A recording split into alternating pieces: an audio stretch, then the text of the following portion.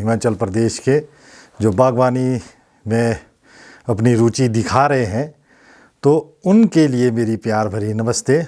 और जो मैंने सोशल मीडिया के ऊपर जो फीडबैक लिया है और उस पे मैं जो देख रहा हूँ कि लोग जो है इतने इंटरेस्ट दिखा रहे हैं, तो मैं तो बहुत ही खुश नसीब मानता हूँ कि मेरी प्रैक्टिसेस शायद हिमाचल के प्रदेश के अंदर बागवानी में एक बहुत बड़ी क्रांति लाने वाली है। अगर सही में जितने भी ये बागवान हमारे से जुड़े हैं, जितने की मैं कॉल फ़ोन भी मुझे आते हैं और उसको मैं अटेंड करता हूँ, परंतु पॉसिबल नहीं है इतने फ़ोन अटेंड करना मेरे लिए, क्योंकि मैं बागवान हूँ, मुझे अपना कार्य भी करना होता है और सभी के जवाब देना मेरे लिए बहुत मुश्किल हो जाता है। परंतु खुशी इस बात की है कि हिमाचल प्रदेश में क्या बागवान जो इतना इंटरेस्ट दिखा रहे हैं, अगर ये वाकई में ये फील्ड में ये इंटरेस्ट दिखाना शुरू कर दिया हमारे फार्मर ने, बागवान ने, तो शायद वो दिन दूर नहीं है जब हम दुनिया के देशों को जो है बिल्कुल अपनी क्वालिटी और प्रोडक्शन से पीछे कर देंगे। ये मैं अपने आप में फील करता हूँ। जो मैं लोगों के व्यूज़ ले रहा हूँ सोशल मीडिया में और अपनी प्रैक्टिसेस को दिखा रहा हूँ, जो मैंने कार्य किया है उस कार्य को इतना अप्रिशिएट किया जा रहा है और लोग इंटरेस्ट दिखा रहे हैं। अगर ये इंटरेस्ट वाकई उनका जुनून है तो मैं मानता हूँ कि हिमाचल प्रदेश बागवानी में दुनिया के नक्शे पर अलग ही पहचान बना लेगा प्रोडक्शन और क्वालिटी में। अब आपको हम ले चलते हैं प्रैक्टिकली। आज आपको हम प्रैक्टिकली स्किल दिखाते हैं कि समर प्रूनिंग कैसे होती है और क्यों होती है और किन किन पौधों पे होती है और किन किन प्रजातियों के पौधों पे हो सकती है, और ये आपको अब हम प्रैक्टिकल दिखाएंगे। आइए एप्स ऑर्चर्ड के अंदर।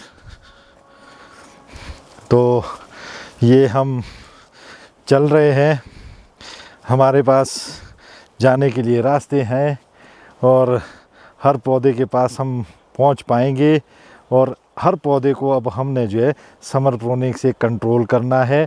और ये आपको हम दिखाएंगे कि कैसे इसको कंट्रोल किया जाता है और कैसे इसको ऊपर प्रूनिंग की जाती है और कैसे इसको सिंगल स्टेम में लाया जाता है कॉलम में।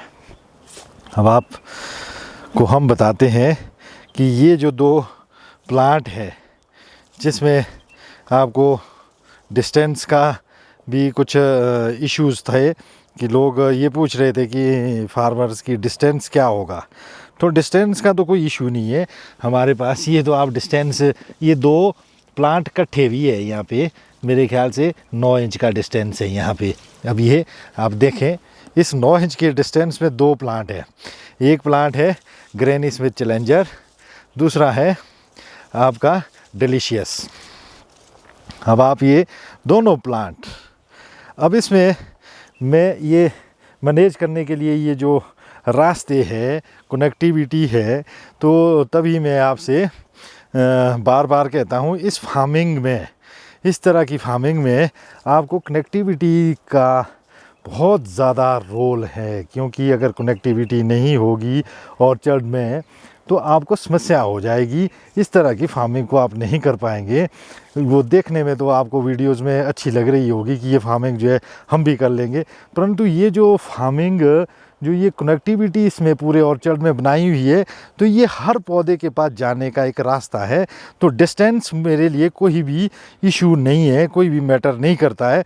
अब आपको सिर्फ हम दिखाएंगे कि हम कंट्रोल करना, मैं इस विधि को जानता हूँ इन प्लांट की कि ये रोके कैसे जाते हैं और कैसे ये लॉक किए जाते हैं, कैसे ये कंट्रोल किए जाते हैं और कैसे ये फ्रूटिंग में लाए जाते हैं। देखिए आप, इसको हमने फ्रूटिंग में कैसे लाया है और नेक्स्ट में ये कैसे ये रुकेगा, तो ये आपको हम करके बताएंगे। आप देखें, जो समर प्रूनिंग होनी है तो इस प्लांट की अकॉर्डिंग होनी है। जिस पौधे ने जिसमें वेजिटेटेड है और कहाँ पे इसमें क्लस्टर बने हैं, उन क्लस्टर को देखना है और हमारा एरिया कहाँ बनना चाहिए, वो चीज़ें हमें इसमें पहले समझनी पड़ेगी। इसमें जब हम इन चीज़ों को समझेंगे कि कहाँ पे हमारा एरिया रहना है और कहाँ पे हमारा डिस्टेंस रहना है, कितना हमने इसको रखना है, उस हिसाब से इसको काटना है। जैसे ये टहनी थी तो इसमें जो है बड नहीं बन पाया, यहाँ बन रहा है। तो अब क्या है, यहाँ पे फार्मर कंफ्यूज हो जाता है कि ये तो यहाँ बना ही नहीं। तो इसमें कंफ्यूज होने की कोई ज़रूरत नहीं है। तो नॉर्मली फार्मर कंफ्यूज भी हो सकता है क्योंकि उसे इसका अनुभव नहीं है। तो हम ये बताते हैं कि ये जो आप आगे देख रहे हैं, जो ये स्लीपिंग आइज़ है, ये नहीं स्प्राउट हुई है। अब क्या है कि आप देखते हैं कि जो एक थ्योरी चली है कि रिंग पे कट मारो जी, वहाँ पे कट मारो जी, वो रिंग कहाँ चला गया? वो चले गया, ये इसको रिंग बोलते हैं, रिंग नहीं बोलते, इसको बोलते हैं स्पोर्स। यहाँ पे क्लस्टर बन गया है, जो इसका क्लस्टर है। तो यहाँ पे हम कट मारेंगे, इससे क्या होगा? ये गलत है क्योंकि हमारा डिस्टेंस आगे चला गया, हमें रहना है पीछे, क्योंकि हम कर रहे हैं ultra high density plantation farming. तो अल्ट्रा हाई डेंसिटी फार्मिंग में यहाँ पे नहीं जाना है, क्योंकि आपको सिर्फ 9 इंच तने से आपकी 9 इंच तक ही आप जाने चाहिए तने में, प्रैक्टिस में। ये आप इसमें ना घबराएं, क्योंकि ये स्लीपिंग आइज़ अब जो है स्प्राउट हो जाएगी बैक में। तो आपका फ्रूट मटेरियल ऐसा बन जाएगा जैसे यहाँ पे है, वैसा इन पे बन जाएगा। तो अगर हम रिंग देखते हैं तो रिंग तो इसका बहुत आगे चला गया, ठीक है। अब ये रिंग आगे चला गया तो हम फिर हमारी प्रैक्टिस भी आगे ही चली जाएगी। तो ये कंट्रोल पे नहीं रहेगा, हम यहाँ काट देंगे ताकि ये इस पर स्प्राउटिंग हो। तभी तो ये 9 इंच का डिस्टेंस भी हमारे लिए जो है कोई बड़ा इशू नहीं है। प्लांट के अंदर का जो ये आप देख रहे हैं 2 प्लांट इकट्ठे चल रहे हैं, ये भी कोई समस्या नहीं है। तो ये आपने अभी हमने आपको क्लस्टर के बारे में बताया।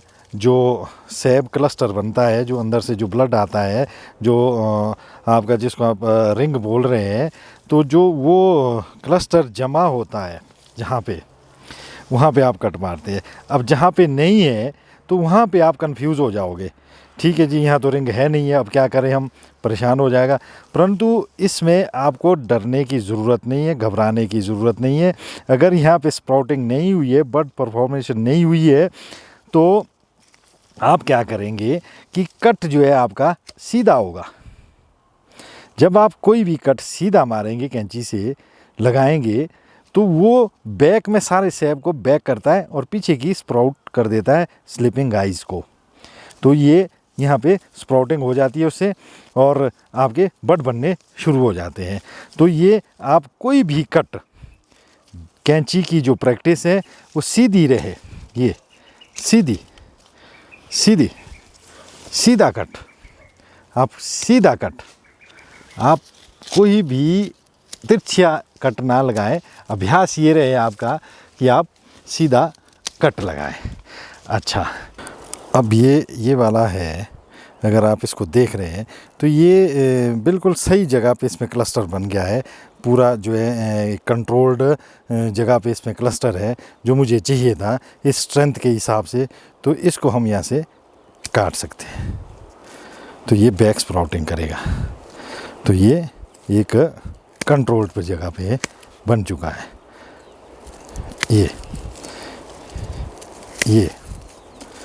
इसकी स्ट्रेंथ के हिसाब से। अब आप ये देखें कि जो कट हमने अभी पीछे सर्दी में लगाया था यहाँ पे, तो उसके बाद ये वाली वेजिटेटेड आई और इसका ये जो है थोड़ा सा ठोंड रहा, हमने फिर से काट दिया और फिर से हमने यहाँ कट लगा दिया। अब ये जो है स्प्राउटिंग इसने पीछे कर दी है, अब ये और करेगा इसको नेक्स्ट। अब ये वाला भी वैसे ही है, पहले हमने यहाँ से काटा था तो हमने कोई रिंग का वेट नहीं किया, इसमें ऑटोमेटिकली कट के बाद जो है, सीधे कट के बाद ये चीज़ क्लस्टर यहाँ बन जाते हैं और उन क्लस्टर को हम फिर काट देते हैं, उसमें बैक स्प्राउटिंग होती है और वहाँ बड बन जाता है। तो ये प्रैक्टिस है आपको बड बनाने की और कंट्रोल करने की। तो आप ये हम इन दोनों को कंट्रोल करेंगे इसी की ही जगह पे। अब हम सीधा कट लगा रहे हैं। सीधे कट से जो है कोई भी ब्रांचेस भी हम कट लगाते हैं तो वो बैक को जो है जाता है। हमें इस पे अभी कोई भी ध्यान नहीं देना है कि ये क्या हो रहा है। ये सब कुछ एक्टिव होगा अंदर को इस तरह से बडिंग, ये बड बनेंगे इसमें अंदर खुद ही नेक्स्ट, क्योंकि हम सीधा कट लगाते हैं। जब हम सीधा कट लगाते हैं तो सारा सेप जो है रिवर्स हो जाता है। रिवर्स होने से जो उसमें पीछे बैक में स्प्राउटिंग होती है, स्प्राउटिंग से उसमें बड बनता है और जो हमारी ज़रूरत होती है, जो हमें मिलता है। इसमें समर प्रूनिंग का बहुत बड़ा रोल है। वो रोल आपको हम दिखा रहे हैं। ये हमने ये यहाँ रोक दिया और ये कंट्रोल हो गया। अब आप इसमें लाइट भी जा रही है, सन पेनिट्रेशन भी हो रही है और फ्रूट पे सारी रोशनी जा रही है और वो शेड भी ख़त्म हो गया। वेजिटेटेड, जो ये वेजिटेटेड हमने निकाला, ये सारे अभी से लेकर ये अक्टूबर नवंबर तक जो है ये आपकी इस पौधे की सारी फीड ले लेगा। वो हमने अब नीचे गिरा दिया है। अब ये जो भी फीड उठाएगा वो फ्रूट में कन्वर्ट हो जाएगा और बड में कन्वर्ट हो जाएगा और ये आपके मेन स्टेम से जो सप्लाई आएगी वो फ्रूट और बड में ही जाएगी। तो अब आप ये यहाँ तक की प्रूनिंग इन प्लांट की आप देख सकते हैं कि मैंने अपने जहाँ तक मैं नीचे से पहुँच सकता था वहाँ तक मैंने ये प्रून कर दिए हैं और इसमें फ्रूटिंग भी है। अब ये जो है फ्रूट सारा बाहर को आ गया है और दोनों प्लांट अलग अलग वैरायटी के साथ में ही चल रहे हैं। अब इसको मैं ऊपर से भी पूरा प्रूनिंग करूँगा। ऊपर के लिए थोड़ा सा मेरी इसकी हाइट ज़्यादा है और मैं इसके लिए सीढ़ी का इस्तेमाल करूँगा और सीढ़ी पे जाके इसे मैं प्रूनिंग करके दिखाऊंगा अभी आपको। ये है, अब हम इसकी रेंज में पहुंच गए। ये 6 फीट की सीढ़ी रखी हुई है मैंने, इससे ही इसका काम होता है।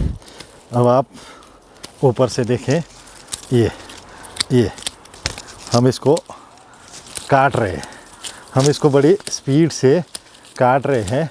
तो आप सोच रहे होंगे कि ये कैसे काट रहे हैं। अब ये आप टॉप में भी हमने काट दिया, रोक दिया। अब ये हमारे प्लांट रुक भी गए हैं और फ्रूट भी दे रहे हैं, सब कुछ हो रहा है इसमें। अब ये हम यहाँ से लेंगे इसको, ये यहाँ से ज़्यादा इसकी हाइट भी नहीं जाएगी और इसी हाइट पे इसको हम कंट्रोल भी कर देंगे। अब ये दोनों प्लांट जो है मैंने क्लियर कर दिए हैं। ये है स्किल, प्रूनिंग का स्किल, समर प्रूनिंग का स्किल। और इस तरह से इन अल्ट्रा हाई डेंसिटी प्लांटेशन को रोकना, कंट्रोल करना, फ्रूट लेना।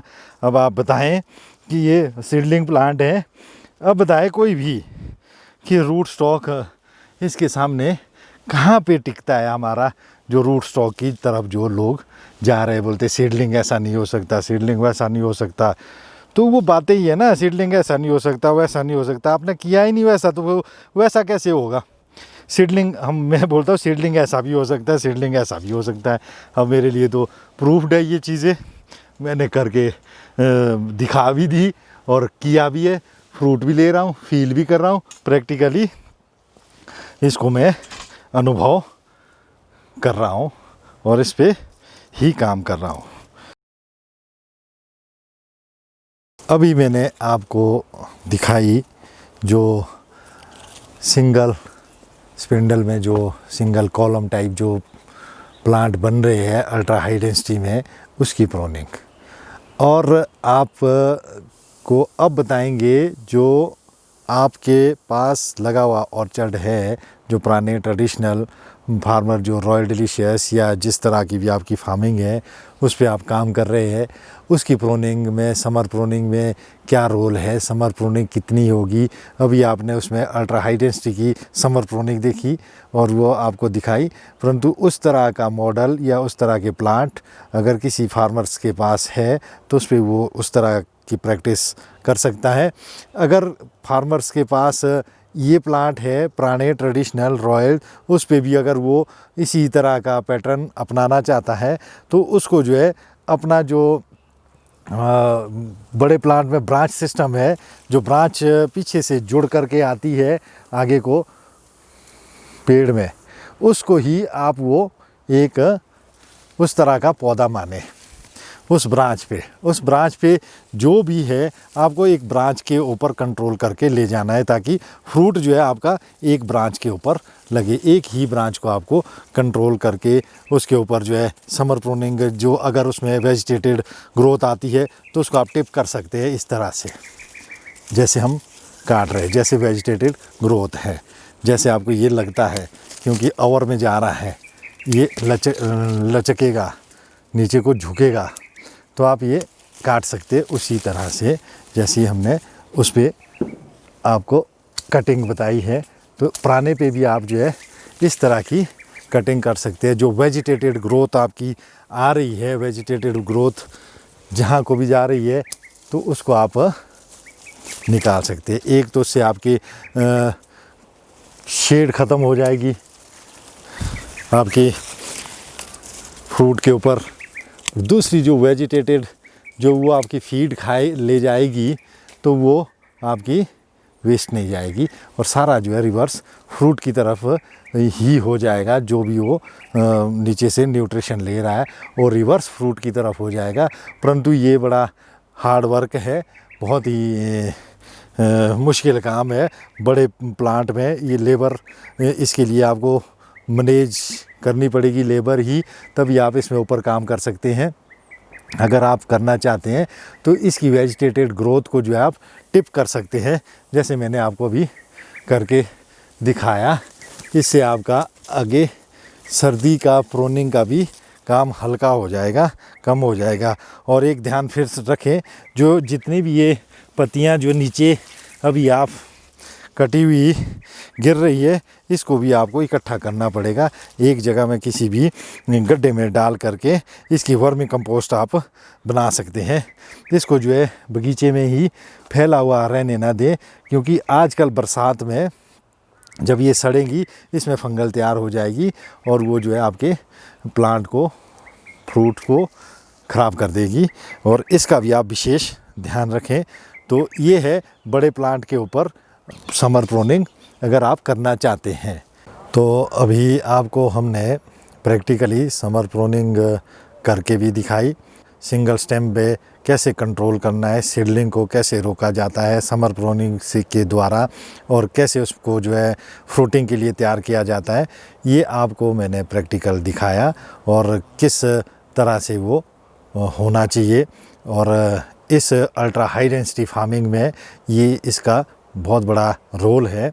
तो अगर आप इस तरह की फार्मिंग में जा रहे हैं, तो अगर इस तरह की फार्मिंग करनी है तो इसके लिए आपको, मैं बार बार कह रहा हूँ, स्किल्ड होना पड़ेगा, आपको समझना पड़ेगा, इसको प्रैक्टिकली अभ्यास करना पड़ेगा, ताकि आप जो है कंफ्यूज ना हो और अपने बगीचे में जो है अपने प्लांट के ऊपर ये प्रैक्टिस अपनाएं और कॉन्फिडेंट हो जाए।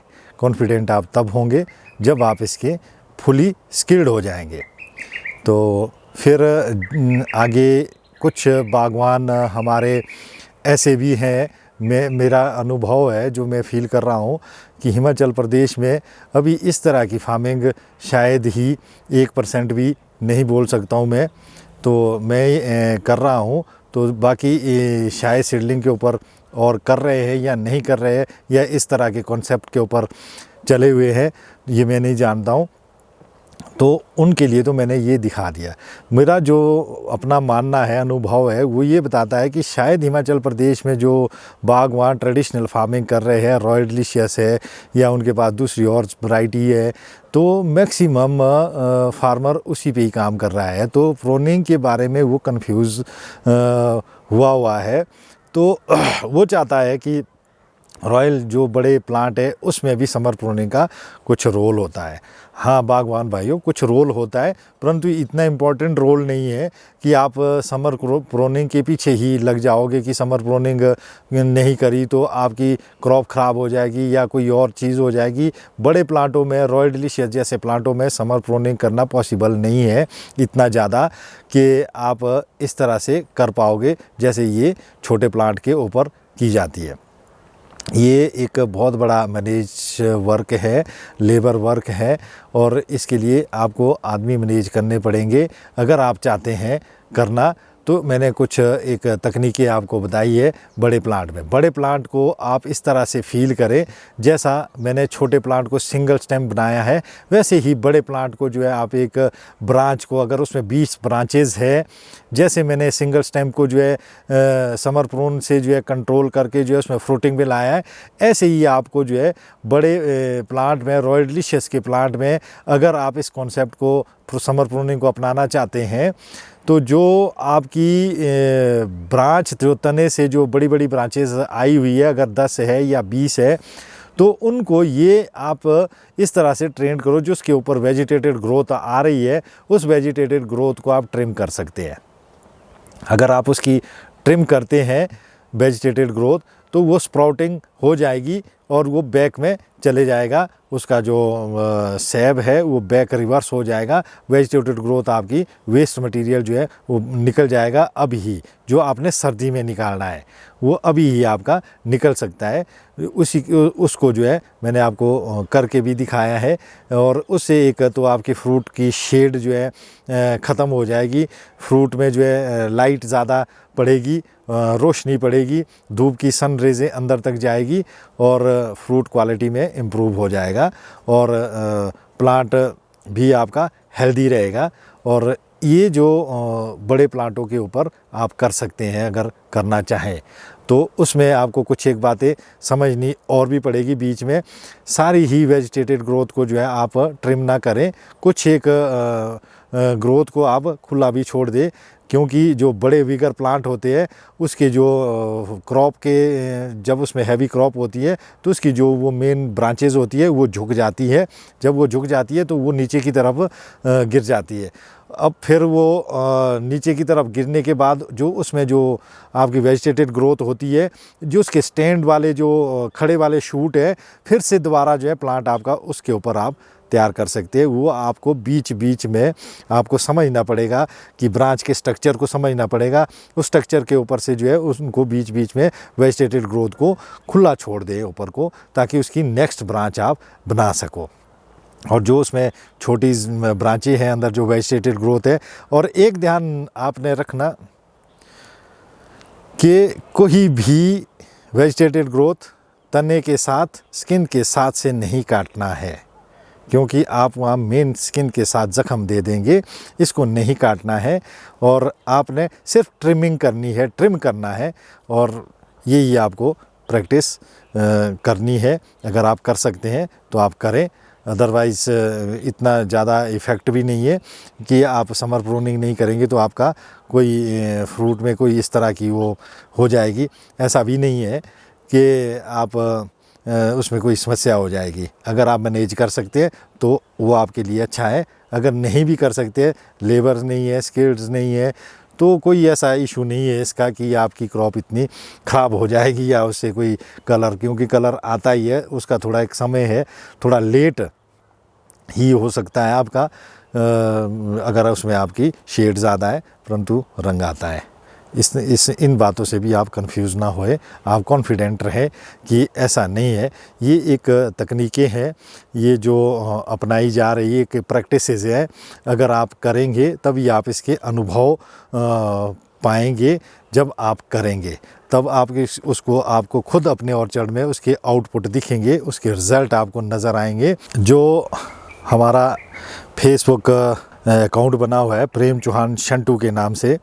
तो उसके ऊपर आपसे मेरा एक निवेदन है कि जो भी आप प्रैक्टिस कर रहे हैं, जो भी आप अपने अनुभव जो है आप कर रहे हैं, अपने ऑर्चर्ड में कर रहे हैं, अच्छी अच्छी फ़ोटोज़ निकाल रहे हैं, अच्छे प्रयोग कर रहे हैं, जो भी आप उसको फ़ोटो के रूप में जो है अपने पास एक डाटा इकट्ठा करते हैं, तो उन चीज़ों को भी आप हमारे अकाउंट के ऊपर आप टैग कर सकते हैं, ताकि हम जो है आपकी प्रोग्रेस को यहाँ से देखें और समझें कि वाकई में ही आप कुछ कर रहे हैं। ये हमें जो है अनुभव हो जाएगा, ताकि हम उसके आधार के ऊपर हम जो है अगला जो कार्यक्रम प्रोग्राम जो भी होगा वो ऑर्चर्ड से रिलेटेड हम आपको देने की पूरी कोशिश करेंगे। जो नेक्स्ट जो प्रैक्टिस होगी वो मैं आपको एक ऐसा काम सिखाने वाला हूँ जिनके पुराने पेड़ ख़त्म हो रहे हैं, ख़राब हो रहे हैं, जो आपके रूट सिस्टम से जो है आपकी जो वेजिटेटेड जो पार्टियाँ निकलती हैं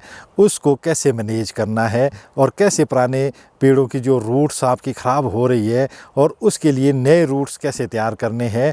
और ये वाला जो काम मैं आपको बताऊंगा तो ये बहुत ही अच्छा वर्क होगा, और इसको मैं प्रैक्टिकली भी आपको दिखाऊंगा, जिससे पुराने पेड़ भी नए हो सकते हैं, पुराने पेड़ों की जड़ें भी नई हो सकती है, उसको हम आपको दिखाएंगे। तो अगला हमारा जो लेसन होगा, प्रैक्टिस होगी, वो होगी अप्रोच ग्राफ्टिंग के ऊपर।